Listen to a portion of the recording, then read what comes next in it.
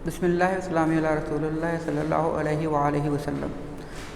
8th class में बच्चों आज जो टॉपिक है हमारा वो है introduction of gene into bacterium.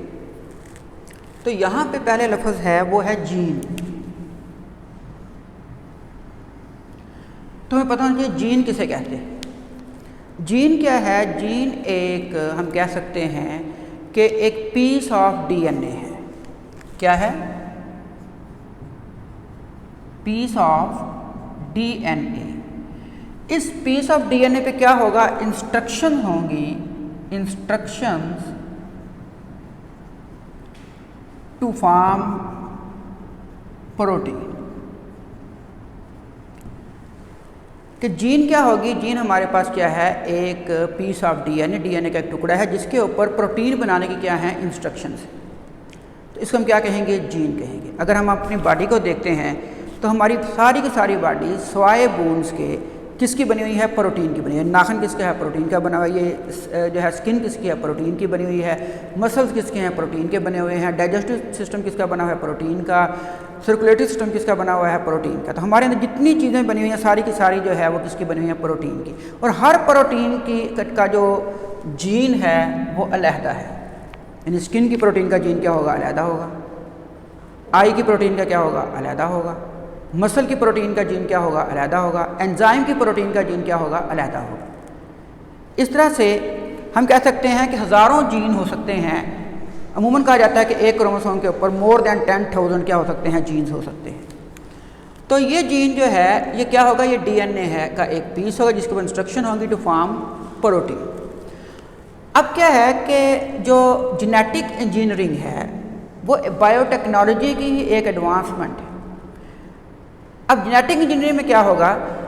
Genetic engineering में ये है कि हम पहले क्या करेंगे, इस जीन को जो हमें चाहिए होगा इसे हम कह लेंगे डिज़ायर्ड जीन। डिज़ायर्ड जीन जो है ये हम पहले क्या करेंगे? आइसोलेट करेंगे, अलहदा करेंगे। आइसोलेट करने के बाद इस जीन को हम क्या करेंगे? इंसर्ट करेंगे इनटू एन अदर ऑर्गेनिज्म। अब जिससे हम डिजायर्ड जीन ले रहे हैं वो क्या कहलाएगा? वो हमारे पास कहलाएगा डोनर।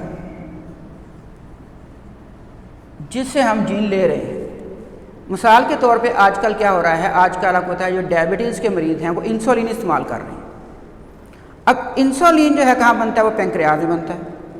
अब पेंक्रियाज का जो सेल है वहाँ से जब हम क्या करेंगे उसका जीन लेंगे जो इंसुलिन बना रहा है वो हमारा डिज़ायर्ड जीन है, तो वो जगह जिसे हमने लिया है या जो ऑर्गेनिज्म से हमने लिया है वो कहलाएगा डोनर। तो उससे हम पहले क्या करेंगे? आइसोलेट कर लेंगे उस जीन को और फिर हम इसे इंसर्ट करेंगे एक अदर ऑर्गेनिज्म में। वो आम तौर पे हमारे पास यहाँ पे क्या होता है? वो बैक्टीरियम है। तो इसके अंदर हम उस जीन को क्या कर देंगे? इंसर्ट कर देंगे। तो ये जीन जो है अब उसके अंदर काम करना शुरू कर देगा। अब क्या काम करना शुरू करेगा? हमने ऊपर पढ़ा देखा है कि piece of DNA instruction are to form protein. तो जाहिर है कि ये जीन उसके अंदर भी क्या करेगा? प्रोटीन बनाएगा। और यही प्रोटीन हमारी क्या होगी? ये डिज़ायर्ड प्रोडक्ट होगा। मगर जैसे कि आप जानते हैं कि हमें इंसुलिन चाहिए, तो इंसुलिन का जीन हम क्या करेंगे? बैक्टीरियम के अंदर इंसर्ट कर देंगे। कहाँ से लेके? पेंक्रियाज से लेके। अब वो क्या करेगा? ये जो ऑर्गेनिज्म है यानी बैक्टीरियम है ये रिप्रोड्यूस करेगा और इसके साथ साथ जीन भी रिप्रोड्यूस होगा और फिर ये अपने आप को ये हम कहेंगे शो करना शुरू कर देगा और जीन जो है वो क्या बना देगा? प्रोटीन्स बनाना शुरू कर देगा। अब बात आ जाती है कि why do scientist use bacteria in genetic engineering. हमने बैक्टीरिया क्यों इस्तेमाल कर रहे हैं? कोई और हम ऑर्गेनिज्म क्यों नहीं इस्तेमाल कर सकते? तो कोई और ऑर्गेनिज्म इस्तेमाल कर सकते हैं, लेकिन क्या होगा?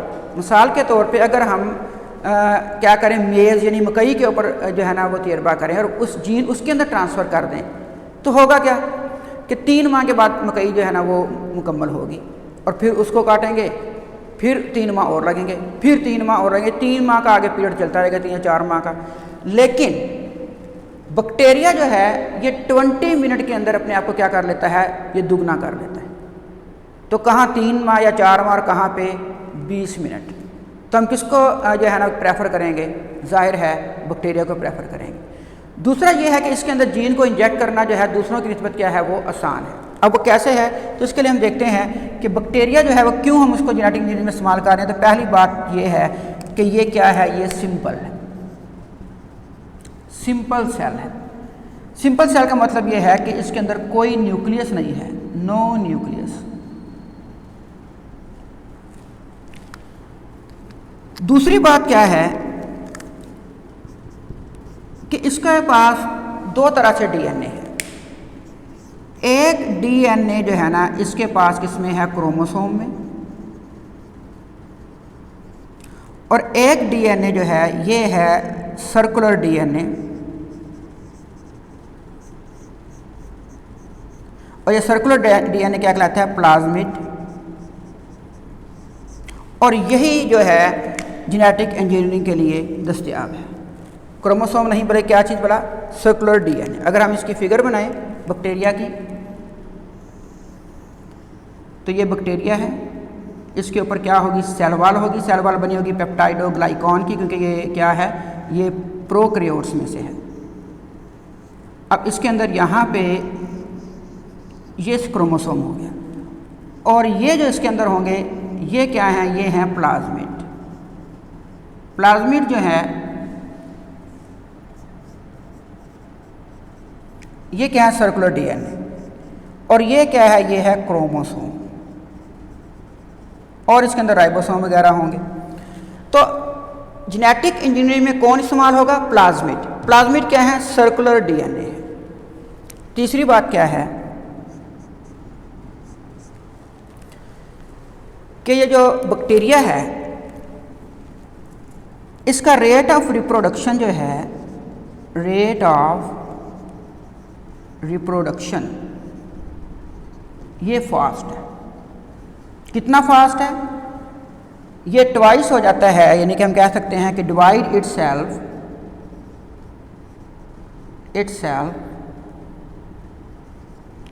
इन 20 मिनट्स।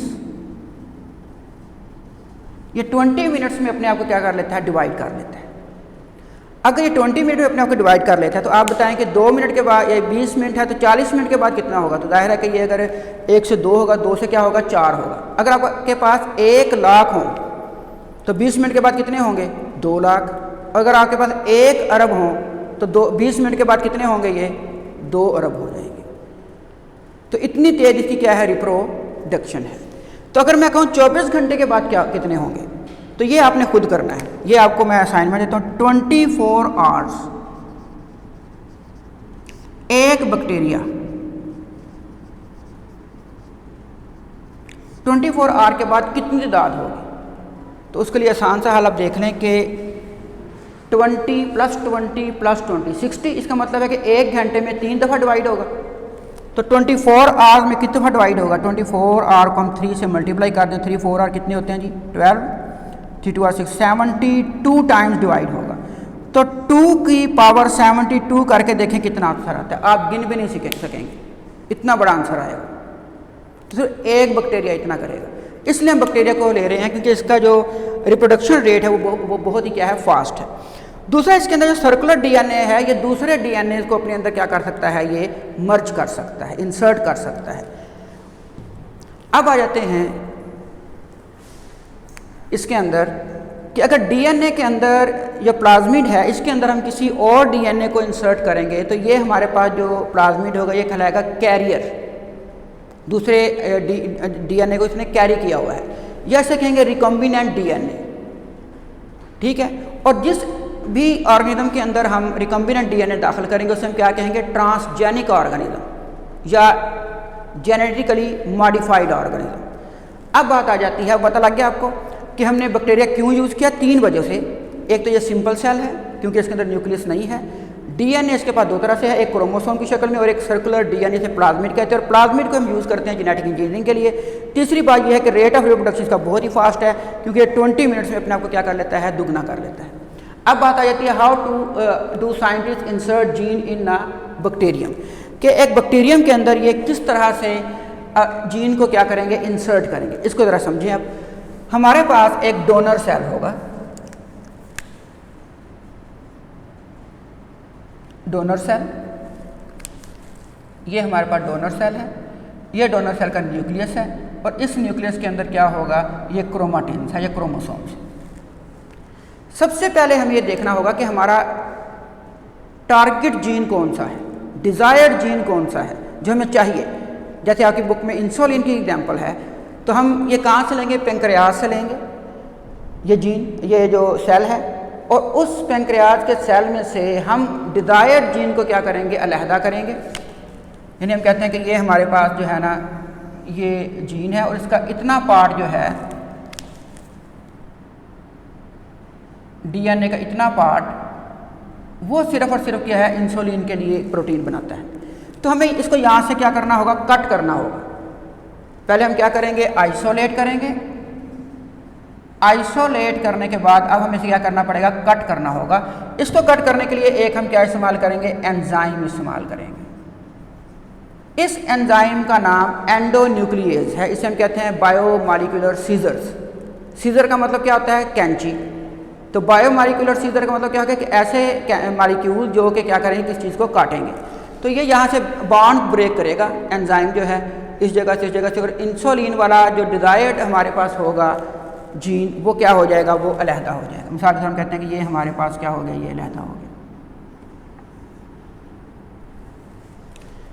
दूसरी तरफ हम क्या करेंगे, बैक्टीरिया लेंगे।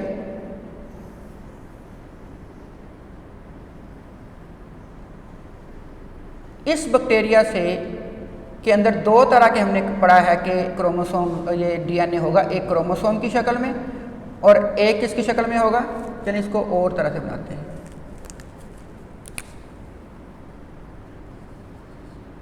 और एक ये सर्कुलर डीएनए होगा। जो सर्कुलर डीएनए हमारे पास होगा, ये हमने क्या कहा था, प्लाज्मिड कहा था।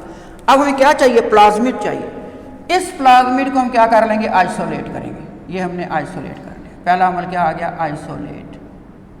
हमने इस बैक्टीरिया से इसको निकाल लिया, और ये क्या है, ये प्लाज्मिड है। अब क्या करेंगे, इसको प्लाज्मिड को हमने अब क्या करना है, यहाँ से खोलना है, ब्रेक करना है यहाँ से, ताकि ये इसके अंदर इंसर्ट हो सके। तो यही एंजाइम जो जहाँ पे हमने लगाया था, वही एंजाइम हम क्या करेंगे, यहाँ इस्तेमाल करेंगे। तो यही एंजाइम यहाँ पे हम जब इस्तेमाल करेंगे, तो ये इसको क्या करेगा, ये इसको खोल देगा। मज़ीद अगर आप इसको यानी कि स्टडी करना चाहते हैं, तो आपकी जो पहले इससे आपने पढ़ा है वो क्या था, डीएनए का स्ट्रक्चर था। उसके अंदर आपने देखा था कि दो हमारे पास क्या थे, स्ट्रैंड थे। तो उन दो स्ट्रैंडों के दरमियान में आपको ATGC लिखा हुआ नज़र आ रहा होगा। ये न्यूक्लियोटाइड्स है। ये क्या है, न्यूक्लियोटाइड्स। तो कंप्लीमेंट्री न्यूक्लियोटाइड्स के जो है ना, वहाँ से ये टूटेगा। अगर हम वैसे हम इधर समझने के लिए करें, तो मैं पूरा स्ट्रक्चर नहीं बनाता। मिसाल के तौर पे ये अगर हमारे पास डीएनए है, तो A के सामने क्या आता है, T, G के सामने क्या आता है, C के सामने क्या आता है, G, T के सामने क्या आएगा, A, और A के सामने क्या आएगा, T। अब क्या है कि ये जो एंजाइम होगा, इसको इस तरह तोड़ेगा। ये यहाँ से इसको तोड़ देगा और यहाँ से इसको। अब ये वाला जीन जो है, ये यहाँ पर जब इंसर्ट होगा, तो एक ये इस तरह से इंसर्ट होगा कि इसके सामने जो हमने यहाँ से ख़त्म किया है, वही इधर आएंगे। तो अब कैसे आएंगे, A के सामने क्या आएगा, ये किसी और का D, और इसके सामने A। ये ऐसे एक दूसरे के साथ क्या होंगे, ये मैच होंगे। G के सामने C, A के सामने क्या आ जाएगा, T। तो ये इस तरह से ये क्या होगा, ये मैच हो जाएगा।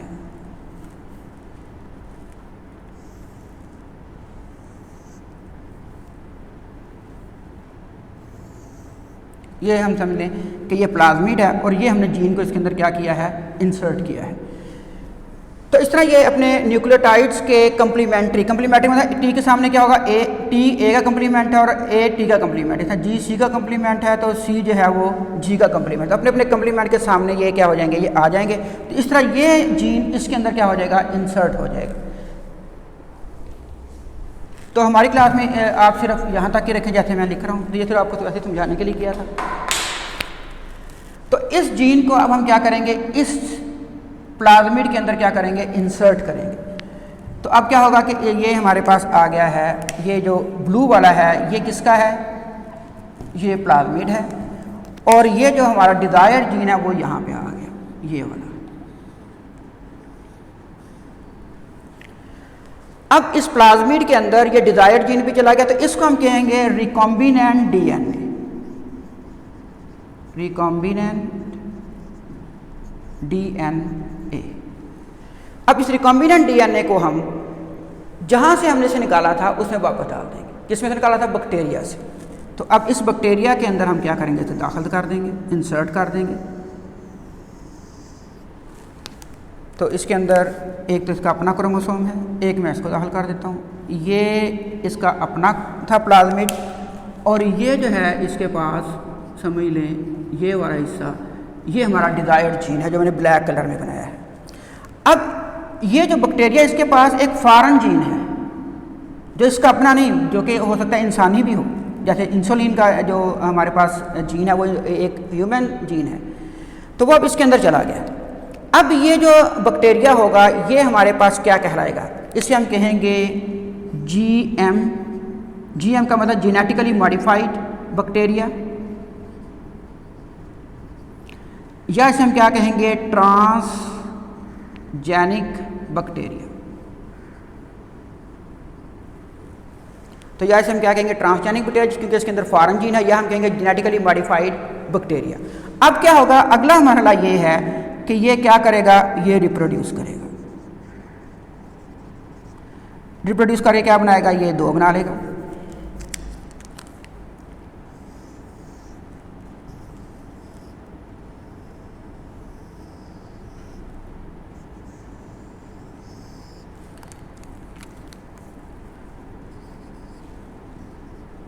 इसके अंदर भी क्या होगा, जो हमने जीन इसके अंदर क्या किया था, इंसर्ट किया था, वो भी क्या हो गया, वो भी डिवाइड हो गया, वो भी रेप्लिकेट हो गया। जीन की रेप्लिकेशन आपने पढ़ी है, तो इस तरह ये भी क्या हो गया, रेप्लिकेट हो गया। इस तरह ये क्या करेगा, मज़ीद जो है ये क्या होगी, रेप्लिकेशन होगी, और ये अपनी तादाद क्या करते जाएंगे, बढ़ाते जाएंगे, उनकी कॉलोनी बन जाएगी। और उसके अंदर ये क्या करेगा, ये जो डिज़ायर्ड जीन है ये भी अपना प्रोडक्ट बनाना शुरू कर देगा। अगर ये इंसुलिन है तो ये इंसुलिन बनाना शुरू कर देगा, अगर ये बीटा एंडोर्फिन है पेन किलर तो ये बीटा एंडोर्फिन बनाना शुरू कर देगा, अगर ये ग्रोथ हार्मोन है तो ये ग्रोथ हार्मोन बनाना शुरू कर देगा, अगर ये एंजाइम है तो ये एंजाइम बनाना शुरू कर देगा। और दूसरा ये है कि वैक्सीन अगर हम बनाते हैं तो अगर ये वैक्सीन भी किससे बनती है, जो ये हम अगला टॉपिक करेंगे, तो इधर तक हम सिर्फ महदूद रहेंगे। तो पहली बात हमारे पास क्या है कि इंट्रोडक्शन ऑफ जीन के अंदर पहले हम डेफिनेशन करने के जीन क्या है। तो जीन क्या है, पीस ऑफ डीएनए है जिसके ऊपर इंस्ट्रक्शन होगी किसकी, भला प्रोटीन की। जेनेटिक इंजीनियरिंग क्या है कि हम डिज़ायर्ड जीन को आइसोलेट करके इंसर्ट कर देते हैं इन अदर ऑर्गेनिज्म। तो ये जो अदर ऑर्गेनिज्म है जिसके अंदर हम इंसर्ट करेंगे, ये हमारे पास कौन सा ऑर्गेनिज्म बन जाएगा, जैसे अभी हमने यहाँ पे बोला है, ये हो जाएगा ट्रांसजेनिक ऑर्गेनिज्म।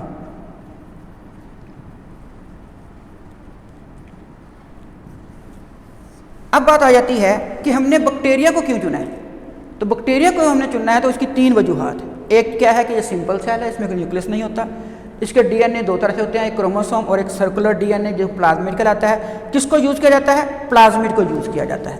और प्लाज्मिड जब किसी सेल जो है क्या कहते हैं उसे जीन को अपने अंदर ले लेगा, इंसर्ट करवा लेगा, तो हम कहेंगे ये हमारे पास कैरियर बन जाएगा। अगली क्लासेज में इसी को हम क्या कहेंगे, वेक्टर कहेंगे, यानी कि ये कैरियर होगा और या ये क्या कहलाएगा, वेक्टर कहलाएगा, अगर इसके पास फॉरेन जीन होगी।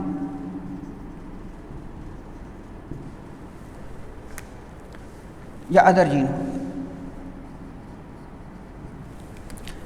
तीसरी बात यह है कि रेट ऑफ रिप्रोडक्शन इसका बहुत फास्ट है, यानी कि ये डिवाइड हो जाता है अपने आप को 20 मिनट में डिवाइड कर लेता है। तो आपको मैंने एक असाइनमेंट दी है कि आपने 2 की पावर 72 कैलकुलेटर पे करके देखें कितनी बनती है। तो ये फिगर बहुत बड़ा फिगर बनेगा।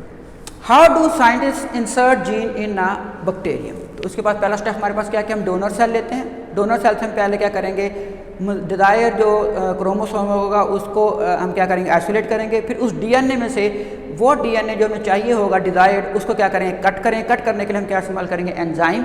ये जो एंजाइम होगा ये कहलाता है एंडोन्यूक्लियस। वही एंजाइम क्या करेंगे, हम दूसरी तरफ हम क्या करेंगे, बैक्टीरिया से भी हम आइसोलेट करेंगे किसको, प्लाज्मिड को। और यही एंजाइम जो यहाँ यूज़ हुआ है वही एंजाइम यहाँ यूज़ करेंगे और ये इसको कट कर देगा जहाँ जहाँ से ये कट हुआ है वो हमने पहले बना के देखा था। और ये जब हम इसके अंदर क्या करेंगे, इंसर्ट कर देंगे तो एक एंजाइम होता है लाइगेज, वो लाइगेज इनको क्या करेगा, यहाँ पे जोड़ देगा। तो ये हमारे पास जो प्लाज्मिड, अब इसके अंदर एक फॉरेन जीन आ गया है, तो इसे हम क्या कहेंगे, रिकम्बिनेंट डीएनए।